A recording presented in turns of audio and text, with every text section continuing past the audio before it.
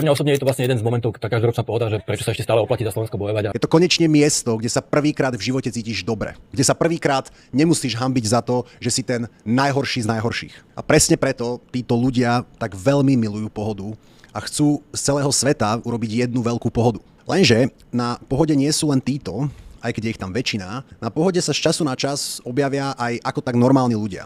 Nie preto, že by boli vstúpenci tejto ideológie, ale proste preto, že tam hrá nejaký interpret, ktorého si chcú vypočuť. Napríklad tento rok tam vystupoval Central C a ja si viem predstaviť, že keby som bol dnes o 5-6 rokov mladší a ešte by som nevedel, že o čo tam vlastne ide, tak by som pohodu navštívil kvôli tomu, že si chcem pozrieť koncert toho Central C-ho, lebo ho mám celkom rád. A na toto sú tí organizátori tiež pripravení. Totiž pohoda neslúži len ako simulácia ultralavicovej neomarxistickej spoločnosti. Pohoda slúži aj ako taký inkubátor ešte pre nezaradených. A v tomto inkubátore z tých nezaradených, z tých ešte úplne neopitých touto ideológiou vytvárajú vstúpencov. Totiž všade na pohode je obrovské kvantum propagandy. Všade, kam sa pozrieš, vidíš nejakú ukrajinskú vlajku, nejakú izraelskú vlajku, prípadne nejakú LGBT vlajku.